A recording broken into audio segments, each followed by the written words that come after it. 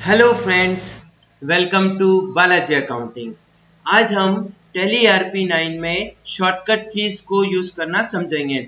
हमने आपके लिए ये 30 शॉर्टकट कीज प्रिपेयर की है। इसको हम टैली आरपी 9 में किस तरह यूज करेंगे ये हम सीखेंगे। दोस्तों, यहाँ पर आपको ये भी ध्यान रखना है कि किस शॉर्टकट की को किस जगह पर यूज करना है। यदि आप सही जगह पर उसे यूज करेंगे तो ही वो प्रॉपर ऑपरेट होगी। तो आइए दोस्तों स्टार्ट करते हैं। देखिए दोस्तों, सबसे पहली शॉर्टकट की हमारी कंट्रोल प्लस डी। इसे किस चीज के लिए यूज किया जाता है? सेल इनवॉइस या किसी भी वाउचर एंट्री में से कोई पर्टिकुलर लेजर या आइटम को रिमूव करने के लिए। देखिए दोस्तों, यदि आपने कोई सेल इनवॉइस बनाया और वहां पर आपसे बाय मिस्टेक कोई आइटम गलती से ले ली गई, तो उस आइटम को उस इनवॉइस में से हम कैसे रिमूव करेंगे? तो चाहिए, आइए स्टार्ट करते हैं। हमने कुछ बिल्स बना रखे हैं। देखिए, जैसे हम डिस्प्ले में चलते हैं, डिस्प्ले में डे बुक, यहाँ पर हमने कुछ इनवॉइस बना रखे हैं। जैसे हमने आइए इस बिल इनवॉइस को ओपन किया। इस इनवॉइस में आप देख रहे हैं दोस्तों कई आइटम्स है। अब हम चाहते हैं कि यह आइटम हमने बाय मिस्टेक इंसर्ट कर दिए, इस लाइन को हम एज इट इज रिमूव करना चाहते हैं। तो आइए हम एंटर की मदद से नीचे आते हैं।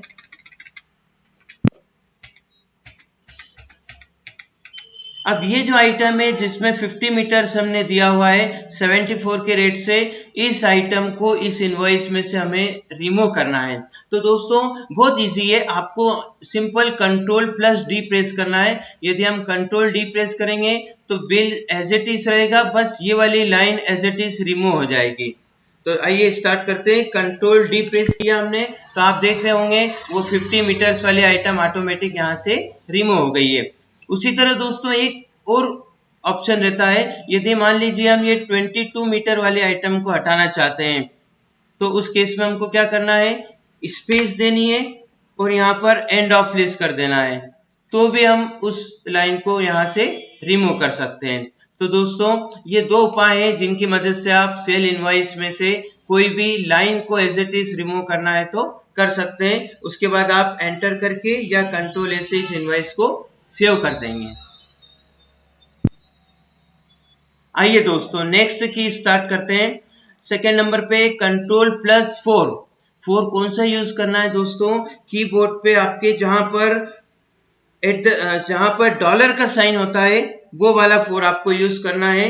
तो आइए दोस्तों स्टार्ट करते हैं। कंट्रोल 4 से क्या होगा? नरेशन आदि में हमारी करेंसी रुपीस का सिंबल लाने के लिए, लाइक मान लीजिए हमने कोई भी एंट्री सपोज करिए, हमने इस एंट्री को ओपन किया, कॉन्ट्रा एंट्री को, यहाँ पर हम एंटर करके नीचे नरेशन पे आ गए हैं। नरेशन पे मान लीजिए हम नरेशन लिख रहे हैं। मान लीजिए हमको लिखना है कैश डिपॉजिटेड इन बैंक। मैं चाहता हूं यहाँ पर रुपीस भी मेंशन करना चाहते हैं हम 20,000, तो रुपीस के पहले हम चाहते हैं हमारा जो रुपीस का साइन है, तो हमको क्या प्रेस करना है? कंट्रोल के साथ 4 प्रेस करेंगे तो ऑटोमेटिक आपका रुपीस का साइन आ जाएगा। तो जहां पर भी दोस्तों आपको रुपीस के साइन की रिक्वायरमेंट हो, तो वहां पर आप कंट्रोल 4 से उसको यूज कर सकते हैं। ये नरेशन या इस तरह की फील्ड पर ही चलेगा। तो हम इसे एक्सेप्ट कर लेते हैं। रुपीस 20,000 यदि चाहें तो हम मेंशन कर सकते हैं। नेक्स्ट स्टार्ट करते हैं दोस्तों control plus N. Control N किस चीज के लिए होता है? कैलकुलेटर ओपन करने के लिए। दोस्तों आपको गेटवे ऑफ टैली में या किसी भी स्क्रीन पर रहते हुए कैलकुलेटर की नीड हो, तो आप उस स्क्रीन पर रहते हुए कंट्रोल के साथ एन प्रेस करेंगे। जैसे ही हम कंट्रोल एन कीबोर्ड से प्रेस करेंगे तो हमारा कैलकुलेटर स्क्रीन ओपन हो जाएगी। जो भी कैलकुलेशन यहाँ पर आपको करना है, लाइक हमने 5,000 प्लस 25,000 और एंटर किया, तो आपको रिजल्ट सामने आ जाएगा। तो इस तरह से आप कोई भी कैलकुलेशन, आपको ऐड करना हो, आपको लेस करना हो, आपको मल्टीप्लिकेशन करना हो, डिवाइड करना हो, परसेंटेज निकालना हो, कोई भी कैलकुलेशन करना हो, तो आप यहाँ पर इजीली कर सकते हैं। तो ये इतनी भी कैलकुलेशंस यहाँ पर आप कर सकते हैं। स्पेस हमें कम दिखती है, लेकिन वो आप जैसे जैसे कैलकुलेशंस करेंगे आपको स्पेस मिलती जाएगी। देखिए जैसे हमने किया 50,000 into 5, एंटर करने पे आपको 2,50,000 रिजल्ट आ गया और जो पुरानी कैलकुलेशन है वो ऊपर चली गई। यदि हम अप एरो की मदद से उसे देखना चाहें तो हम अप एरो की मदद से उसको देख सकते हैं और डाउन से हम वापस हमारे नीचे आ सकते हैं। इसी प्रकार हमें परसेंटेज निकालना हो 25,000 तो 25,000 इंटू 5%, तो 5 के बाद या तो आप डिवाइडेड 100 कर दें या आप 5 के साथ परसेंट ले सकते हैं। यहाँ हम एंटर करेंगे तो ये भी रिजल्ट आ जाएगा। तो इस तरह से कैलकुलेटर से हम जो भी कैलकुलेशन करना हो कर सकते हैं। कंट्रोल नेक्स्ट की चलते हैं हम control plus M calculator close करने के लिए। अब हम इस कैलकुलेटर को क्लोज करके हमारी मेन स्क्रीन पर आना चाहते हैं तो हमें कंट्रोल के साथ एम प्रेस करना होगा, तो ऑटोमेटिकली कैलकुलेटर क्लोज हो जाएगा और आप अपनी मेन स्क्रीन पर आकर जो भी वर्किंग करना चाहें कर सकते हैं। नेक्स्ट 5th नंबर पे दोस्तों हम देखते हैं अल्ट प्लस सी वाउचर एंट्री में रहते हुए। देखिए यहाँ पर हमने मेंशन कर रखा है कि किस की को कहाँ चलाना है। जो हमने कैलकुलेटर देखा है दोस्तों वो तो हर स्क्रीन पर चल जाता है। जैसे हमने एक बार फिर कैलकुलेटर के बारे में बात करते हैं, हमने गेटवे ऑफ टेली में चलाया, उसी प्रकार यदि आप वाउचर एंट्री कर रहे हैं और वाउचर एंट्री में आपको कैलकुलेटर की नीड हो तो आपको कंट्रोल एन प्रेस करना है। कंट्रोल एन करने पर ऑटोमेटिक कैलकुलेटर ओपन हो जाएगा और आप कोई भी कैलकुलेशन इजीली कर सकते हैं। उसी प्रकार दोस्तों आप कोई रिपोर्ट देख रहे हैं, लाइक हम बैलेंस शीट देख रहे हैं और यहाँ पर हमको कंट्रोल एन से कैलकुलेटर की नीड हो तो हम कंट्रोल एन से यहाँ पर भी कैलकुलेटर ओपन कर सकते हैं और कोई भी कैलकुलेशन कर सकते हैं। तो नेक्स्ट 5th नंबर पे हम बात कर रहे हैं वाउचर एंट्री में रहते हुए नया लेजर या नया आइटम बनाने के लिए। तो दोस्तों वाउचर एंट्री में रहते हुए इसका मतलब हमें वाउचर एंट्री में जाना पड़ेगा। अकाउंटिंग वाउचर में गए हम, वाउचर एंट्री में रहते हुए कोई भी नया लेजर, लाइक मुझे पेमेंट की एंट्री करना है तो हमने F5 से पेमेंट वाउचर ओपन किया। यहाँ पर हमें कई लेजर्स बने हुए हैं पर हमें मान लीजिए इलेक्ट्रिसिटी एक्सपेंस की नीड है और इलेक्ट्रिसिटी का लेजर बना हुआ नहीं है तो हम अल्ट सी से उसे बना सकते हैं। आपको अल्ट सी प्रेस करना है, पर दोस्तों इसमें ध्यान देना है कि अल्ट सी हमें कहाँ पर प्रेस करना है। आप यदि डेट पर अल्ट सी करेंगे तो कुछ भी नहीं होगा। आपको अल्ट सी कहाँ प्रेस करना है, पर्टिकुलर फील्ड पे जहां हम लेजर का नाम लिखते हैं, लाइक वो डेबिट में नीड हो या क्रेडिट में, उससे फर्क नहीं पड़ता, बट आपको पर्टिकुलर फील्ड पे रहते हुए अल्ट के साथ सी प्रेस करना है। तो हमने अल्टर को प्रेस रखते हुए सी प्रेस किया तो यहाँ पर वो आपको लेजर क्रिएशन स्क्रीन पे ले आया। यहाँ सेकेंडरी इसलिए लिखा हुआ रहा है क्योंकि हम वाउचर एंट्री में रहते हुए नया अकाउंट बना रहे हैं। यदि हम गेटवे ऑफ टेली में अकाउंट इन्फो में लेजर में जाके बनाते तो उस केस में यहाँ आपको सेकेंडरी लिखा हुआ नहीं आता, फिर इसके लिखे होने से कोई फर्क नहीं पड़ता, हम यहीं से डायरेक्टली कोई लेजर बना सकते हैं। हमने इलेक्ट्रिसिटी एक्सपेंसेस बनाया, इसका ग्रुप होता है दोस्तों लाइक इनडायरेक्ट एक्सपेंस। हमने इनडायरेक्ट एक्सपेंस दिया और इसको हमने एक्सेप्ट कर लिया। मान लीजिए जीएसटी की हमें यहाँ नीड नहीं है तो हमने नो रखा, नॉट अप्लीकेबल करके इसे एक्सेप्ट कर दिया। तो देखिए दोस्तों अल्ट सी से हम इजीली वाउचर एंट्री में रहते हुए कोई भी नया लेजर बना सकते हैं। लेजर बनने के बाद डायरेक्टली आपका एंट्री में आ जाएगा और आपकी एंट्री कंटिन्यू चलती रहेगी। आपको लेजर बनाने के लिए एंट्री के बाहर आने की जरूरत नहीं पड़ी, यहीं से डायरेक्ट आप अपना काम कंटिन्यू कर सकते हैं। नेक्स्ट चलते हैं दोस्तों कंट्रोल प्लस एंटर। यहाँ पर भी यही बात है कि वाउचर एंट्री में रहते हुए इस ऑप्शन को चलाना है। वाउचर एंट्री में रहते हुए किसी लेजर के अल्ट्रेशन में जाने के लिए, जैसे हमने इलेक्ट्रिसिटी एक्सपेंस बनाया, हो सकता है कि हमसे गलती से कोई इसका ग्रुप गलत डल गया हो या कोई इंफॉर्मेशन डलने से रह गई हो, तो हम यहाँ पर इलेक्ट्रिसिटी एक्सपेंसेस के अल्ट्रेशन में डायरेक्टली यहीं से जा सकते हैं। दोस्तों उसके लिए आपको अभी आपका कर्सर अमाउंट फील्ड पे आपको एक बार बैक स्पेस प्रेस करके यहाँ पर पर्टिकुलर फील्ड पर आना रहेगा। यहाँ आप कंट्रोल के साथ एंटर प्रेस करेंगे तो हम इलेक्ट्रिसिटी एक्सपेंसेस की अल्ट्रेशन में आ जाएंगे और यहाँ जो भी हमको करेक्शंस करना हो वो हम करके अगेन उसको सेव कर देंगे तो वो करेक्शन हो जाएगा। मान लीजिए मुझे इलेक्ट्रिसिटी एक्सपेंसेस के आगे अकाउंट मेंशन करना है तो मैंने अकाउंट शब्द लगा दिया और देन एंटर करके या फिर कंट्रोल ए से भी हम शॉर्टकट की से इसको सेव कर सकते हैं डायरेक्टली। तो आप देखेंगे कि ये अकाउंट इस लेजर में ऐड हो गया, अकाउंट शब्द वर्ड। तो इस तरह से हम किसी भी लेजर के अल्ट्रेशन में डायरेक्टली वाउचर एंट्री में रहते हुए ही जा सकते हैं। नेक्स्ट दोस्तों हम बात करेंगे अल्ट प्लस सी। अल्ट सी आप कहेंगे कि अल्ट सी ऑलरेडी हम देख चुके हैं, लेकिन दोस्तों ये अल्ट सी से हम कोई नया लेजर बना सकते थे वाउचर एंट्री में। और इस अल्ट सी का यूज हम किस चीज के लिए करते हैं? इस अल्ट सी का यूज करेंगे हम वाउचर एंट्री में रहते हुए ऑटो वैल्यू कैलकुलेटर ऑन करने के लिए। तो देखिए दोस्तों, आपका कर्सर, लेकिन इसके लिए आपको ध्यान देना है, आपका कर्सर अमाउंट फील्ड पे होना चाहिए। लाइक इलेक्ट्रिसिटी एक्सपेंस में हमको 2 बिलों का पेमेंट की एक साथ एंट्री करनी है मान लीजिए, तो हमको यहाँ पर अमाउंट फील्ड पर रहते हुए अल्ट के साथ सी प्रेस करना है। जैसे हम अल्ट सी प्रेस करेंगे तो कैलकुलेटर ही आपको दिखेगा, लेकिन देखा जाए तो ये ऑटो वैल्यू कैलकुलेटर है। जो भी कैलकुलेशन हम यहाँ पे करेंगे, एंटर करते से डायरेक्टली आपको रिजल्ट यहाँ पर मिल जाएगा। जैसे हमने मान लीजिए 15,000 प्लस 5,000 करके जैसे ही एंटर किया, वैसे एंटर करने पे कैलकुलेटर भी ऑटोमेटिक क्लोज हो गया और आपका रिजल्ट डायरेक्टली आपको एंट्री में अमाउंट फील्ड पर मिल जाएगा। जो हमने कंट्रोल एन से कैलकुलेटर देखा था, उसमें आपको कैलकुलेटर ऑफ करना पड़ता है और देन वहां से अमाउंट देखकर यहाँ पर आपको टाइप करना होती है, जबकि alt C auto value calculator है। जो भी कैलकुलेशन हम करेंगे वो यहाँ पर डायरेक्टली आपको रिजल्ट मिल जाएगा और कैलकुलेटर भी ऑटोमेटिक क्लोज हो जाएगा। नेक्स्ट चलते हैं दोस्तों हम अल्ट प्लस डी किसी लेजर एंट्री आइटम आदि को डिलीट करने के लिए। हमें किसी लेजर को डिलीट करना हो या कोई एंट्री को, आइटम को, इवन कंपनी, कोई भी चीज डिलीट करना हो तो टैली में आप अल्ट सी की मदद से इजीली डिलीट कर सकते हैं। लेकिन दोस्तों आपको इसमें एक चीज हमेशा ध्यान रखना है कि वही चीज आप डिलीट कर पाएंगे जिसका कहीं ना कहीं एंट्री में कोई इफेक्ट नहीं आ रहा हो। लाइक आपने इलेक्ट्रिसिटी एक्सपेंसेस की मान लीजिए ये एंट्री सेव कर दी और हम इलेक्ट्रिसिटी एक्सपेंस का लेजर डिलीट करना चाहते हैं, तो वो तब तक डिलीट नहीं होगा जब तक कि उससे रिलेटेड सारी एंट्रीज को हम डिलीट ना कर दें।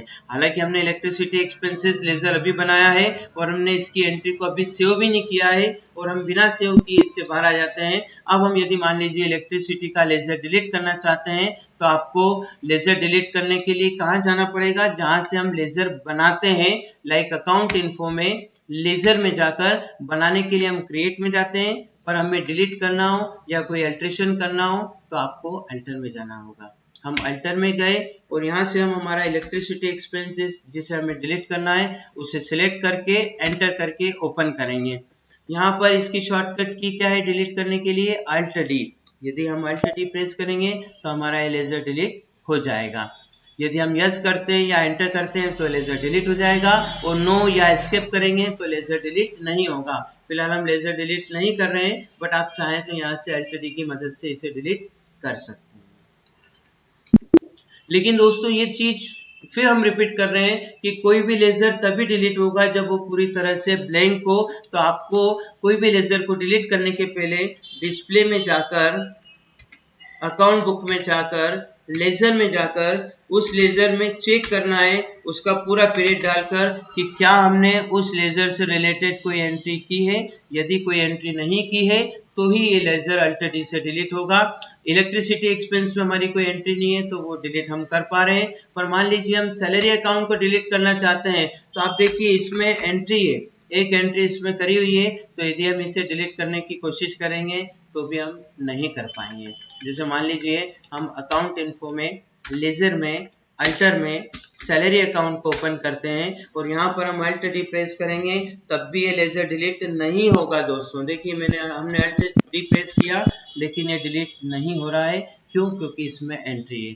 कोई भी लेजर, कोई भी आइटम तभी डिलीट होता है जब वो पूरी तरह से ब्लैंक हो, उससे रिलेटेड किसी भी तरह का टैली में कहीं पे भी उस कंपनी में यूज नहीं किया गया हो, तो ही वो अकाउंट डिलीट होगा। नेक्स्ट चलते हम, इसी प्रकार अल्ट डी से आप एंट्री भी डिलीट कर सकते हैं। दोस्तों यदि हम डिस्प्ले में डे बुक में जाते हैं और हम कोई एंट्री डिलीट करते हैं, जैसे मान लीजिए हमने ये पेमेंट की एंट्री 30/6 की पेमेंट की एंट्री हम डिलीट करते हैं तो ये एंट्री यहाँ से डिलीट हो जाएगी। उसी प्रकार अल्ट डी हमने प्रेस किया तो ये एंट्री यहाँ से डिलीट हो रही है। तो आप इस प्रकार जो भी एंट्री को डिलीट करना चाहें आप इजीली डिलीट कर सकते हैं। डिलीट करने पर वो पूरी तरह से एंट्री यहाँ से रिमूव हो जाएगी, उसके बारे में आपको कोई वाउचर नंबर या कुछ भी नहीं दिखेगा क्योंकि वो डिलीट हो जाएगी। नेक्स्ट बात करते हैं दोस्तों हम alt plus X. Day book में या इस तरह की किसी रिपोर्ट, इस तरह की किसी रिपोर्ट का मीन्स है दोस्तों कि आपको जहां पर एंट्री शो होती हो, आप किसी लेजर में भी जा सकते हैं, डिस्प्ले में, अकाउंट बुक में, लेजर में, और उस लेजर से कोई भी लेजर से रिलेटेड एंट्रीज को ओपन करेंगे तब भी वहां एंट्री दिखेगी, तो वहां भी ये फंक्शन चल जाएंगे, या तो डे बुक में या जिस इस तरह से एंट्रीज शो हो उस हर जगह पे ये ऑप्शन चल जाएगा। तो डे बुक या इस तरह की किसी रिपोर्ट में रहते हुए किसी भी वाउचर को कैंसिल करने के लिए Alt X का यूज करेंगे। दोस्तों मान लीजिए हमें ये सेल इनवॉइस 651 हमें यहाँ से हटाना है, तो हटाना सेंस डिलीट नहीं करना है, हमें कैंसिल करना है। तो जैसे ही दोस्तों हम कैंसिल करेंगे Alt X से, वो यहाँ से हट जाएगा, लेकिन कैंसल्ड लिखा हुआ जरूर दिखेगा आपको। इसके अंदर की एंट्री पूरी तरह से हट गई है, लेकिन कैंसल्ड करके उसने इस वाउचर को यहाँ पर रख रखा है। और इसको कैंसिल करने के पहले यदि हम नरेशन लिख देते कि किस रीजन से हमने कैंसिल किया है, तो कैंसिल करने के बाद भी आपको नरेशन में वो चीज लिखी हुई आ जाएगी, ताकि आपको रिमाइंड हो जाएगा कि हमारे इस इनवॉइस को कैंसिल करने का रीजन क्या है। तो दोस्तों डिलीट और कैंसिलेशन में क्या डिफरेंस है? कैंसिल करने पर यहाँ पर कैंसिल लिखा हुआ आएगा, और डिलीट करने पर पूरी तरह से ये लाइन हट जाएगी, पूरी तरह से वो डिलीट हो जाएगा, आपको उसके बारे में कुछ भी नहीं दिखेगा। नेक्स्ट दोस्तों बात करते हैं हम Alt+R, डे बुक या इस तरह के किसी भी रिपोर्ट में जहां वाउचर एंट्री दिखती हो, वहां किसी एंट्री को हाइड करने के लिए। दोस्तों जैसे हम यहाँ पर सारी एंट्रीज देख रहे हैं, इनमें से किसी एंट्री को हमें हाइड करना हो, लाइक हम मान लीजिए किसी डॉक्यूमेंट से एंट्रीज को मैच कर रहे हो, मिलान कर रहे हो, तो आप कॉपी में या रजिस्टर में या पेपर पे तो टिक कर सकते हैं कि ये हमने चेक कर लिए, पर टैली में आप टिक नहीं कर सकते। तो टैली में आप क्या करेंगे दोस्तों, जो भी एंट्री आपने चेक कर लिए उसको आप टेम्परेरी हाइड कर सकते हैं, छुपा सकते हैं। जैसे मान लीजिए दोस्तों हमें ये वाली एंट्री 50,000 वाली हाइड करना हो, तो हमें अल्ट के साथ R प्रेस करना है। जैसे ही हम अल्ट R प्रेस करेंगे तो ये एंट्री 50,000 वाली यहाँ से हाइड हो जाएगी, छुप जाएगी। ये डिलीट नहीं हुई है, ये हाइड हुई है। बाद में हम चाहें तो एस्केप से बाहर आएंगे और वापस आ जाएंगे, तो वापस ये एंट्री हमें दिखने लग जाएगी। इस तरह से हम अल्ट R से जितनी भी चाहे वो एंट्रीज को हाइड कर सकते हैं। जो एंट्री पे आपका कर्सर रहेगा वो एंट्री ही हाइड होगी। नेक्स्ट बात करते हैं दोस्तों Alt U, हाइड की गई एंट्री को 1 बाय 1 वापस लाने के लिए। आपने कई एंट्रीज को हाइड कर दिया और आप उसको 1 बाय 1 एक एक करके लाना चाहते हैं, तो Alt U से वो रिवर्स सीक्वेंस में वापस आती आएगी। रिवर्स सीक्वेंस मीन्स जो एंट्री सबसे लास्ट में हाइड हुई थी वो सबसे पहले आएगी। इस तरह से आपकी जितनी हाइड एंट्री है उसको सभी को Alt U से 1 बाय 1 ला सकते हैं। उसी प्रकार हम एक बार फिर हाइड करते हैं। Alt R से हमने बहुत सारी एंट्रीज हाइड कर दी। अब यदि एक एक करके एंट्रीज लानी हो तो आप Alt U से ला रहे हैं, लेकिन यदि हमें नेक्स्ट की पे चलते हैं, यदि हमें हाइड की गई सभी एंट्रीज को एक साथ लाना हो तो आपको कंट्रोल के साथ U प्रेस करना है। या तो आप कंट्रोल U प्रेस कर सकते हैं, या फिर आप डे बुक से बाहर आ जाएं और वापस यदि डे बुक खोलेंगे पूरे पीरियड की जहां से जहां तक एंट्री कर रखी है, तो वापस से वो सारी एंट्रीज भी आपको शो हो जाएगी। पर फिलहाल हम इस की का यूज करना चाहते हैं, कंट्रोल U से हम हाइड की गई सारी एंट्रीज को एक साथ ले आएंगे। तो दोस्तों हमने कंट्रोल U जैसे ही प्रेस किया, जितनी भी एंट्री हमने हाइड की थी वो सारी एंट्री आपको एक साथ वापस से शो हो जाएगी।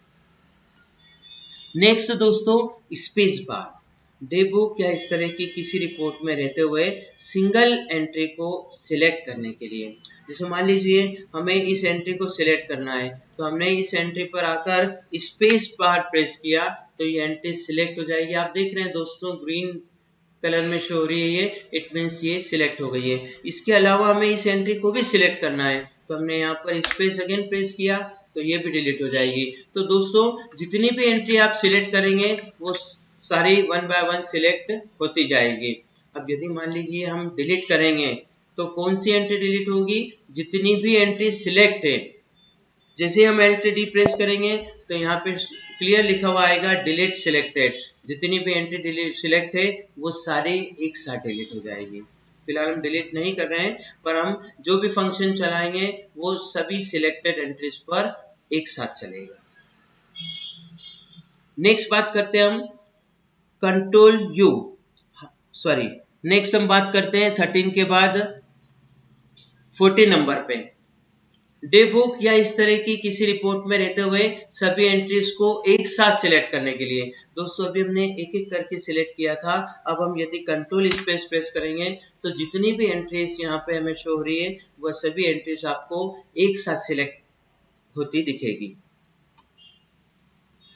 नेक्स्ट चलते हैं दोस्तों हम Alt+2 डे बुक या इस तरह की किसी रिपोर्ट में रहते हुए किसी एंट्री की कॉपी करने के लिए दोस्तों कुछ एंट्रीज ऐसी होती है जिन्हें हमें बार बार करने की जरूरत पड़ती है। लाइक आप सैलरी का पेमेंट एवरी मंथ करते हैं, इलेक्ट्रिसिटी बिल का पेमेंट एवरी मंथ करते हैं। ऐसी कई एंट्रीज है जो आप हर महीने करते हैं।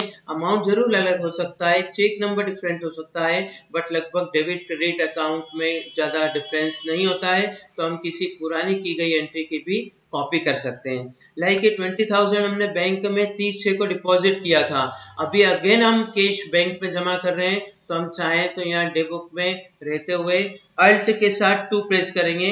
आपको अंदर नहीं जाना है, यहीं पर रहते हुए अल्ट के साथ 2 प्रेस करना है तो इस एंट्री की कॉपी हो जाएगी। देखिए जैसे ही हमने अल्ट के साथ 2 प्रेस किया तो यहाँ पे एक एंट्री और शो हो रही है। अब हम इसकी डेट, अमाउंट, नरेशन जो भी हमें चेंज करना हो वो हम कर सकते हैं। मान लीजिए 30/6 की एंट्री थी, फिलहाल हमने यहाँ पर F2 की मदद से 1 जुलाई में इसको कर दिया। अमाउंट हम चाहें तो चेंज कर सकते हैं, 20,000 की वो एंट्री थी, ये हम अभी 35,000 डिपॉजिट कर रहे हैं बैंक में। तो हमने 35,000 लेकर इसे एंटर करके सेव कर दिया। ये अमाउंट के बारे में पूछता है कि किस किस तरह के कितने नोट आप डिपॉजिट कर रहे हैं। तो 2000 के कितने नोट है, 500 के कितने नोट है, इस तरह से आप नोट्स की डिटेल यहाँ पर डाल सकते हैं। और यदि आप चाहते हैं कि नोट की डिटेल नहीं डालना है तो भी कोई समस्या नहीं है, आप इसे छोड़ भी सकते हैं और एंटर करके इसे आप सेव कर देंगे। सेव करने के पहले हम ये 20,000 की जगह यहाँ पर 35,000 मेंशन कर देते हैं क्योंकि इस बार हमने 35,000 डिपॉजिट किया है। जैसे हम सेव करेंगे दोस्तों 30 जून की जो एंट्री थी आपकी वो एज इट इज है, उस एंट्री में चेंज नहीं हुआ है। उसी एंट्री का एक और डुप्लीकेट वाउचर हमने बना दिया है और जिसका हमने डेट, अमाउंट, नरेशन जो भी चेंज करना हो वो चेंज कर दिया। तो हमें एंट्री करना थोड़ा इजी हो जाएगा। हमें पूरी तरह से वापस से नई एंट्री ना करते हुए उसी की कॉपी करके हमने उस एंट्री में जो भी मॉडिफिकेशन था, चेंजेस था, वो हमने करके उसे सेव कर दिया। तो इस तरह से दोस्तों किसी भी एंट्री के आप कॉपी Alt+2 की मदद से कर सकते हैं। पर यहाँ पर ध्यान रखिएगा दोस्तों 2 आपको कौन सा प्रेस करना है। 2 आपको कीबोर्ड से जहां पर @ का साइन होता है कीबोर्ड में 2 पे, उस साइन को ही आपको अल्ट के साथ प्रेस करना है, अल्ट के साथ 2 प्रेस करना है। पर 2 वही वाला लेना है जहां पर @ का साइन होता है। नेक्स्ट चलते हैं दोस्तों Alt+A डे बुक या इस तरह की किसी भी रिपोर्ट में रहते हुए नई एंट्री को ऐड करते हुए, नई एंट्री को ऐड करने के लिए मान लीजिए आपकी डे बुक आप चेक कर रहे हैं और आपने चेक करने पर आपको पता चला कि कोई एंट्री करना हम भूल गए। मान लीजिए आपने 30/6 को एक एंट्री करी थी कॉन्ट्रा जिसका वाउचर नंबर 1 था और 30/6 को एक और एंट्री कॉन्ट्रा में करी थी जिसका वाउचर नंबर 2 है। ये वाउचर नंबर है दोस्तों। अब हम चाहते हैं कि नई एंट्री जो हो वो Alt+A की मदद से हम डायरेक्टली यहीं से कर सकें। अदरवाइज आपको एंट्री करने के लिए डे बुक से बाहर जाना पड़ेगा और गेट ऑफ टैली में वाउचर एंट्रीज में जाकर आपको करना पड़ेगा। पर हम चाहते हैं यहीं से हम नई एंट्री कर सकें तो हमें Alt+A प्रेस करना है। जैसे ही हम Alt+A प्रेस करेंगे दोस्तों ये 30/6 की एंट्री 2 नंबर पर है, हम इसके नीचे नई एंट्री लाना चाहते हैं तो हम Alt के साथ A प्रेस करेंगे तो नई एंट्री का वाउचर नंबर 3 हो जाएगा और हम यहाँ पर नई एंट्री डाल सकते हैं। दोस्तों यहाँ पर आपको विशेष ध्यान देना है कि Alt+A से हम कोई भी नई एंट्री की हुई एंट्री के नीचे ऐड कर सकते हैं। जैसे हमने यहाँ पर चर्चा करी, ये वाउचर नंबर 2 पे हमारी एक एंट्री करी हुई थी, हम इसके नीचे नई एंट्री लाना चाहते हैं। बट ध्यान देना है दोस्तों डेट सेम होना चाहिए। यदि आप Alt+A की मदद से नई एंट्री के लिए 3 नंबर आपको मिल रहा है और आप यहाँ पर F2 से डेट चेंज कर देते हैं, 30/6 की जगह मान लीजिए 5 अगस्त में एंट्री करते हैं तो फिर वो वाउचर नंबर यहाँ से 3 नंबर के बजाय चेंज हो जाएगा क्योंकि 5 अगस्त तक के बीच में यदि आपकी और भी कोई वाउचर्स कॉन्ट्रा में किए हुए हैं तो उन वाउचर एंट्रीज के बाद का नंबर आपको मिलेगा। यदि हम सेम डेट में 30/6 में पुरानी एंट्री थी और 30/6 में ये भी एंट्री कर रहे हैं तो हम जरूर 2 नंबर के बाद 3 नंबर वाला हमें मिल जाएगा वाउचर नंबर और इस पे हम नई एंट्री कर सकते हैं। नेक्स्ट चलते हैं दोस्तों, अल्ट प्लस आई, डे बुक या इस तरह की किसी रिपोर्ट में रहते हुए नई एंट्री इंसर्ट करने के लिए। दोस्तों यहाँ हमने बात करी थी ऐड करना। ऐड का मतलब होता है किसी की हुई एंट्री के नीचे नई एंट्री लाना, और इंसर्ट का मतलब होता है किसी की हुई एंट्री के पहले नई एंट्री को इंसर्ट करना। जैसे दोस्तों लाइक मान लीजिए हमारी 30/6 की ये एंट्री 2 नंबर वाउचर पर की हुई है, हम चाहते हैं कि इसके पहले नई एंट्री आ जाए। तो बताइए दोस्तों, यदि इस एंट्री के पहले नई एंट्री लाएंगे तो उसका वाउचर नंबर क्या रहेगा? दोस्तों उसका वाउचर नंबर 2 रहेगा, क्योंकि 2 नंबर पे ये है, तो जब हम नई एंट्री डालेंगे तो उस नई एंट्री को 2 नंबर मिल जाएगा, क्योंकि हम इस एंट्री के पहले उसको लाना चाहते हैं। तो आप इस एंट्री के पहले उसे लाएंगे तो ऑटोमेटिक इसका नंबर फिर 3 हो जाएगा और वो नई एंट्री हमें 2 पे मिलेगी। देखिए जैसे हम मल्टीप्लाई करते हैं, नई एंट्री आप काउंटर में करेंगे तो आपको वाउचर नंबर 2 मिलेगा, और जो 2 पे ऑलरेडी पहले से करी हुई है फिर उसका नंबर क्या हो जाएगा? बाद का शिफ्ट हो जाएगा। दोस्तों आप समझते होंगे, यदि बीच में हम किसी को भी इंसर्ट करते हैं तो जो एंट्री ऑलरेडी 2 नंबर पे थी अब उसका क्रम चेंज हो जाएगा, क्योंकि इसके ऊपर आप नई एंट्री ला रहे हैं। तो अल्ट आई से हम नई एंट्री लाएंगे तो उसको 2 नंबर मिलेगा। यदि हम डेट सेम रखते हैं, यदि हम डेट चेंज करेंगे तो डेट के अकॉर्डिंग वाउचर नंबर चेंज हो सकता है। नेक्स्ट चलते हैं shift plus enter. Trial balance, balance sheet, day book आदि किसी भी रिपोर्ट में किसी पर्टिकुलर लाइन की डिटेल में देखने के लिए, कोई भी पर्टिकुलर लाइन को हमको डिटेल में देखना हो, जैसे मान लीजिए दोस्तों हम ट्रायल बैलेंस में चलते हैं, डिस्प्ले में ट्रायल बैलेंस। दोस्तों यदि हमको ट्रायल बैलेंस को पूरी तरह से सभी ग्रुप्स को हमको डिटेल में देखना हो तो हम अल्ट F1 से डिटेल कर सकते हैं। यदि हम अल्ट F1 से डिटेल करेंगे तो हमें सभी ग्रुप्स की डिटेल दिख जाएगी, जैसे कैपिटल में कौन कौन से लेजर से है ना, उसके अलावा आपकी करंट लायबिलिटी में कौन कौन से सब ग्रुप से, आपको पूरी तरह से डिटेल दिखेगा। पर दोस्तों हम चाहते हैं कि पूरी तरह से हमको सभी ग्रुप्स को डिटेल में नहीं देखना है, हम चाहते हैं कि हमें सिर्फ हमारी फिक्स एसेट्स कौन कौन सी है उसी को डिटेल में देखना है। तो फिर हमें क्या करना पड़ेगा दोस्तों, शिफ्ट के साथ एंटर। यदि हम शिफ्ट एंटर फिक्स एसेट पे रहते हुए करेंगे तो आपको केवल फिक्स एसेट से रिलेटेड ही अकाउंट डिटेल में दिखेंगे, बाकी कोई भी लेजर आपको डिटेल में नहीं दिखेंगे। यदि हमें सभी पूरी ट्रायल बैलेंस को डिटेल में देखना है तो हमें अल्ट के साथ F1 प्रेस करना है, वो आगे हम चर्चा करेंगे। नेक्स्ट बात करते हैं दोस्तों, इसी प्रकार हमने बात करी ट्रायल बैलेंस, बैलेंस शीट, कोई भी रिपोर्ट या डे बुक में भी यदि आप अल्ट F1 करेंगे तो आपको पूरी एंट्री डिटेल में दिखेगी। अल्ट F1 से सभी एंट्रियां डिटेल में दिखेगी, पर कोई स्पेसिफिक एंट्री को आपको डिटेल में देखना है तो आपको शिफ्ट एंटर करना है। डे बुक में भी हम देख लेते हैं, डिस्प्ले में डे बुक में गए, हमने F2 स्पेस एंटर से सारी एंट्रीज को ओपन कर दिया। अब यदि मान लीजिए हम केवल इसी एंट्री की डिटेल देखना चाहते हैं कि इस एंट्री में बैंक के अलावा और दूसरा अकाउंट कौन सा है, तो हम यहाँ पर शिफ्ट के साथ एंटर प्रेस करेंगे तो आपको केवल इसी एंट्री को डिटेल में दिखेगी, बाकी एंट्रीज आपको डिटेल में नहीं दिखेगी। पर यदि हम अल्ट के साथ F1 करते हैं तो हमें सारी एंट्री डिटेल में दिखती। चलिए आइए नेक्स्ट चलते हैं, टेप की को अब हम समझेंगे। नेक्स्ट फील्ड पर जाने के लिए इस की का यूज टैली में एंटर की तरह भी किया जा सकता है। देखिए दोस्तों, यदि हम टैली में आ गए और यहाँ पर हम कोई भी एंट्री कर रहे हैं, लाइक हम वाउचर एंट्री में गए, अकाउंटिंग वाउचर में, और हम कोई एंट्री प्रेस कर रहे हैं, जैसे मान लीजिए बैंक में कैश जमा कर रहे हैं तो कैश अकाउंट क्रेडिट कर दिया हमने।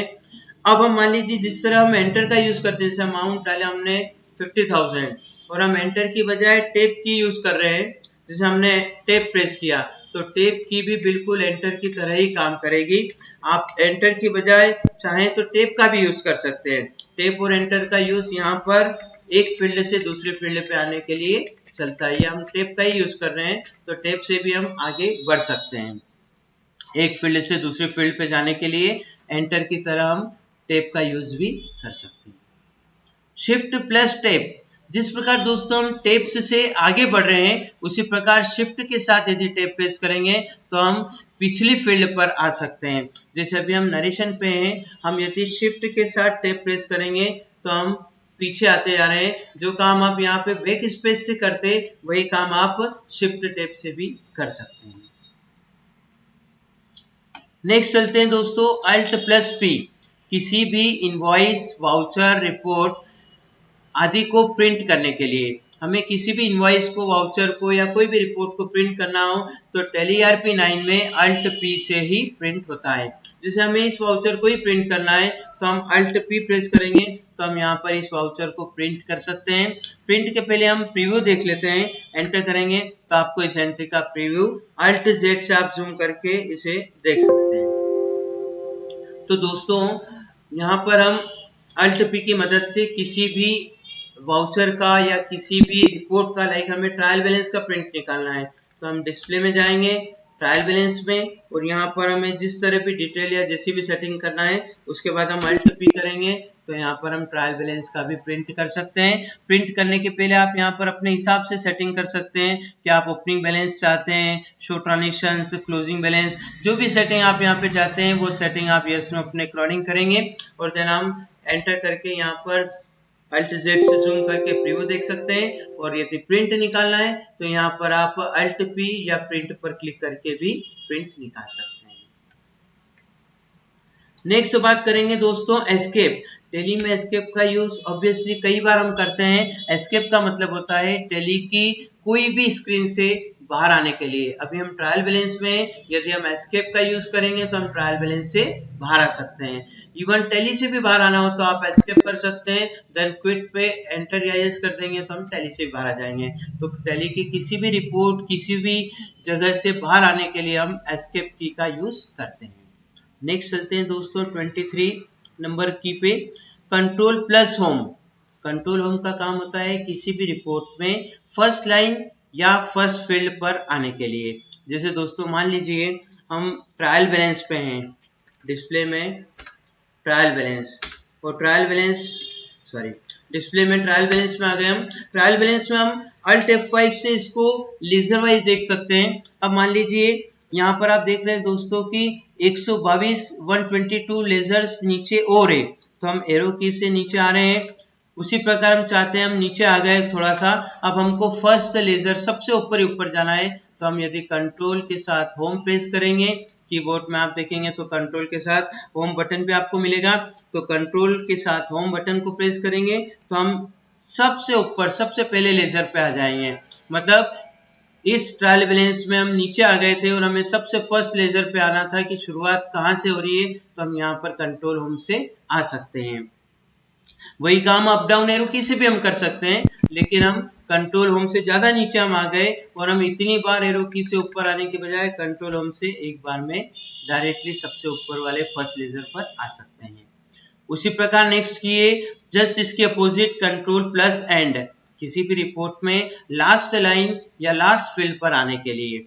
दोस्तों 122 लेजर हो रहे, यदि हम डाउन एरो की से जाएंगे तो हमें थोड़ा ज्यादा समय लगेगा, तो हम कंट्रोल के साथ एंड प्रेस करके एक बार में ही डायरेक्टली लास्ट लेजर पर आ सकते हैं। तो हम कंट्रोल होम और कंट्रोल एंड का यूज सबसे ऊपर या सबसे नीचे आने के लिए करते हैं। यह आप टेबुक में भी कर सकते हैं, जिस प्रकार हमने यहाँ पे देखा। हम अभी लास्ट एंट्री पे हैं, लास्ट एंट्री से फर्स्ट एंट्री पे जाना हो तो होम, लास्ट एंट्री पे जाना हो तो एंड। होम और एंड भी यहाँ पर चल जाएंगे, पर आप कंट्रोल होम कंट्रोल एंड से भी इसको कर सकते हैं। उसी प्रकार मान लीजिए हम कोई इनवॉइस के अंदर चले गए। अब इनवॉइस में यहाँ पर थोड़ा बड़ा इनवॉइस है, काफी आइटम्स है, और हम चाहते हैं कि डायरेक्टली हमको यहाँ से नरेशन पर जंप करना है, तो हम यदि एंटर करेंगे तो काफी टाइम लग जाएगा, काफी बार आपको एंटर प्रेस करना पड़ेगा। आप कंट्रोल एंड से डायरेक्टली एक ही बार में इस एंट्री के लास्ट में आ जाएंगे। तो इस एंट्री के लास्ट में मान लीजिए हमने नरेशन नहीं लिखा था, बाकी सब कुछ करेक्ट था, तो हम कंट्रोल एंड से लास्ट में नरेशन फील्ड पे आ गए और यहाँ पर हम नरेशन लिख के इस एंट्री को एक्सेप्ट कर सकते हैं। या उसी प्रकार नरेशन से हमें सबसे ऊपर आना हो तो नरेशन पे रहते हुए कंट्रोल होम किया हमने, तो हम एंट्री में सबसे स्टार्टिंग फील्ड मतलब इनवॉइस नंबर के यहाँ पर आ गए। तो इस प्रकार आप कंट्रोल होम और कंट्रोल एंड का यूज करके स्टार्टिंग या एंड में उस स्क्रीन के आ सकते हैं। Ctrl+A, किसी एंट्री आइटम आदि को सेव करते हुए बाहर आने के लिए। दोस्तों कई बार होता है कि हमने कोई एंट्री कर रखी है, लाइक मान लीजिए हम इस इनवॉइस पे आते हैं, हमने इस इनवॉइस को ओपन किया, अब इस इनवॉइस में डेट गलती से हमने गलत डाल दी, तो मान लीजिए 29 की जगह हमें इसकी डेट चेंज करनी है, तो हमने F2 से यहाँ पर 30 जून कर दिया और बाकी और कोई भी चेंजेस नहीं है यहाँ पर। तो यदि हम एंटर करेंगे और फिर सेव करेंगे तो हमें काफी बार एंटर प्रेस करना पड़ेगा। इसी प्रकार आप यदि डायरेक्टली कंट्रोल के साथ ए प्रेस करेंगे तो आप एक ही बार में इस स्क्रीन को, इस वाउचर को सेव करते हुए बाहर आ जाएंगे। तो दोस्तों हम कंट्रोल के साथ ए प्रेस कर रहे हैं तो आपकी एंट्री डायरेक्टली सेव करते हुए आप बाहर आ जाएंगे। और उसकी देखिए दोस्तों डेट भी चेंज हो गई है, हमने जो डेट डाली थी वो भी आपको यहाँ पर 30 जून मिलेगी, चेंज हो जाएगी। ये वाला इनवॉइस था वो, तो इसकी डेट भी हमने चेंज कर दी, 30 जून कर दी, जो कि पहले 29 जून था। नेक्स्ट चलते हैं दोस्तों,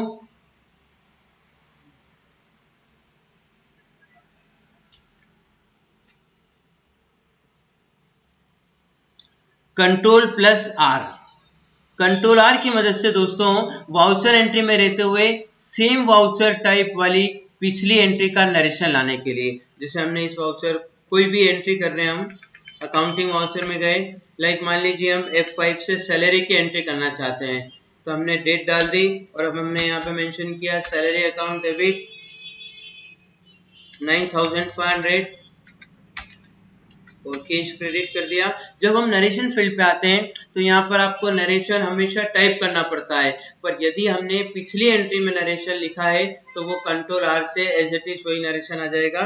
जैसे मान लीजिए हम एक बार नरेशन लिखते हैं, salary paid to Anil in cash, ये हमने नरेशन लिखा, देन इस एंट्री को हमने एक्सेप्ट कर दिया। फर्स्ट टाइम दोस्तों आपको नरेशन लिखना पड़ेगा, कॉपी का मीनिंग या रिपीट का मीनिंग होता है, पहले यदि आपने नरेशन लिख रखा है तो फिर आप उसको आगे वाली एंट्रीज में ला सकते हैं। तो एक बार हमने नरेशन इस एंट्री में ले लिया और फिर एंटर करके हमने इसे एक्सेप्ट कर लिया। अब मान लीजिए अगेन आप सैलरी का पेमेंट किसी और एम्प्लॉय को कर रहे हैं, तो आपने यहाँ पे अमाउंट मेंशन करी और अमाउंट लिखने के बाद अब जब आप नरेशन फील्ड पे आएंगे आपको कंट्रोल के साथ आर प्रेस करना है। जैसे ही दोस्तों हम कंट्रोल आर प्रेस करेंगे तो आपका जो पिछली एंट्री में नरेशन लिखा था, पिछली एंट्री में वही सेम नरेशन यहाँ पर दिख जाएगा। पर दोस्तों यहाँ पर एक चीज का ध्यान रखिएगा, हमने लास्ट एंट्री जो पेमेंट में करी थी, अब ये जो एंट्री हम पेमेंट में कर रहे हैं तो लास्ट पेमेंट की एंट्री में जो भी नरेशन लिखा था हमने वही यहाँ पर नरेशन आएगा। आपने मान लीजिए लास्ट पेमेंट की एंट्री करी, उसके बाद आपने 2 4 5 अलग अलग वाउचर्स में कोई कॉन्ट्रा परचेज सेल इस तरह की एंट्री करी और अब आप पेमेंट की एंट्री कर रहे हैं, तो पेमेंट की लास्ट एंट्री में आपने जो भी नरेशन लिखा था वही नरेशन पेमेंट की अगली एंट्री में आएगा। उसी प्रकार रिसीट की लास्ट एंट्री का नरेशन रिसीट की अगली एंट्री में कंट्रोल आर से सेम नरेशन आ सकता है। तो हमने यहाँ पर कंट्रोल आर से एंटर करके नरेशन लेके इसे सेव कर दिया।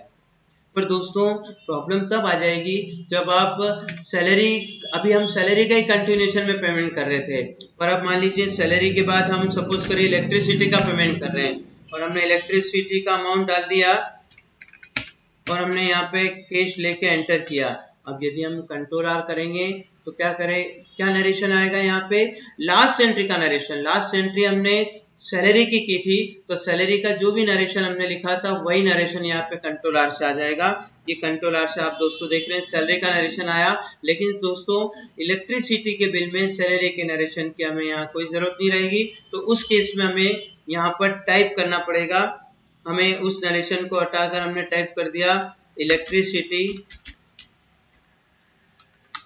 एक्सपेंस या electricity bill paid in cash और हम इसे सेव कर देंगे।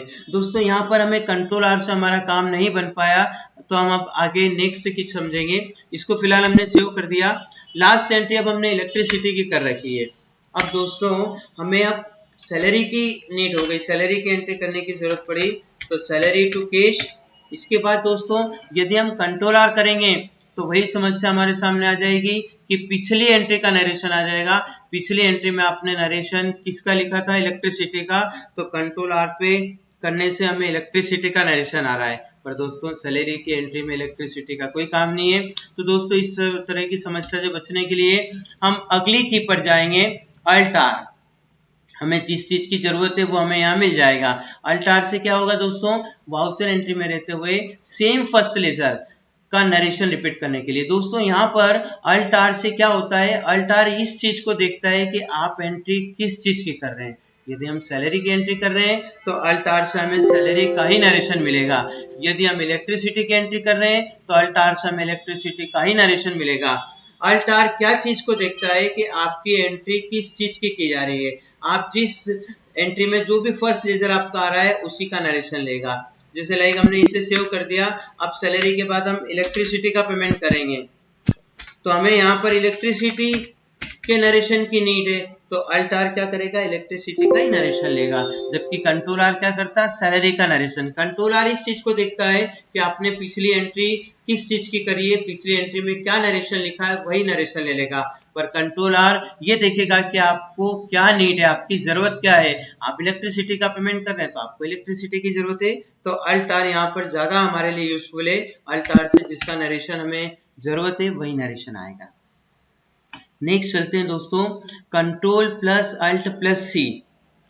इसका यूज होता है किसी पर्टिकुलर टेक्स्ट की कॉपी करने के लिए।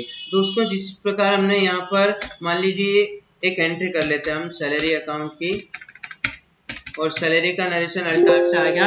अब मान लीजिए हम इस फील्ड पे जो भी लिखा हुआ है इसको हम एज इट इज कॉपी करना चाहते हैं और कहीं और हम यूज करना चाहते हैं, तो आपको क्या करना पड़ेगा दोस्तों, जैसे आप वर्ड एक्सेल में कंट्रोल सी से कॉपी करते हैं, यहाँ पर टैली ERP9 में आपको कंट्रोल अल्ट सी प्रेस करना है, तो ये जो भी लिखा हुआ था ये यहाँ से कॉपी हो गया। अब मान लीजिए हम कहीं भी इसको यूज करना चाहे हम कर सकते हैं। जैसे मान लीजिए हम कोई और एंट्री करने चलते हैं, सैलरी की करते हैं मान लीजिए, या इलेक्ट्रिसिटी, कोई भी आप एंट्री कर रहे हैं और आपने जो भी यहाँ पर लिखा था जिसकी हमने कॉपी की थी कंट्रोल अल्ट सी से, यदि हम कंट्रोल अल्ट वी करेंगे तो हमें कॉपी की हुई चीज ऐसी की ऐसी, कॉपी किया हुआ नरेशन या ऐसी कॉपी की हुई फील्ड ऐसी की ऐसी यहाँ पर पेज के रूप में आ जाएगी। तो दोस्तों आपको ध्यान रखना है, आपको किसी भी चीज की कॉपी करना हो, किसी भी जो भी लिखा हुआ है उसकी कॉपी करना है तो कंट्रोल अल्ट सी से कॉपी करेंगे और कंट्रोल अल्ट वी से उसी कॉपी की कई चीज को हम पेस्ट करके वापस ला सकते हैं।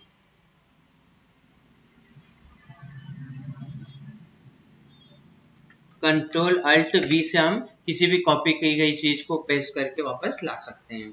नेक्स्ट लास्ट की दोस्तों हम समझते हैं अल्ट प्लस F1, किसी भी रिपोर्ट को डिटेल में देखने के लिए। दोस्तों मान लीजिए हम ट्रायल बैलेंस देख रहे हैं और ट्रायल बैलेंस को हमें डिटेल में देखना हो तो डिस्प्ले में ट्रायल बैलेंस में आने के बाद हम अल्ट F1 से डिटेल देख सकते हैं। उसी प्रकार हम बैलेंस शीट में हैं और बैलेंस शीट को भी हमें डिटेल में देखना है। जो डिटेल का मीन्स है कि आपको यहाँ पर सिर्फ ग्रुप्स के नाम शो हो रहे हैं, हम चाहते हैं कि इन ग्रुप्स के अंदर कौन से सब ग्रुप या कौन से लेजर है तो हम अल्ट F1 से उसको डिटेल में दे सकते हैं। तो इस प्रकार दोस्तों हमने टैली में मोस्टली यूज में आने वाली शॉर्टकट कीज को देखा है। यदि ये शॉर्टकट कीज को आप यूज करते हैं तो आपका काम इजी होगा, कम समय में होगा और काम में एक्यूरेसी की संभावना भी ज्यादा रहेगी। तो दोस्तों यदि आपको हमारा ये वीडियो पसंद आया हो तो इसे लाइक कीजिएगा, सब्सक्राइब कीजिएगा और आने वाले वीडियो हमारे सबसे पहले पाने के लिए बेल आइकॉन पर क्लिक करना न भूलें। थैंक यू दोस्तों।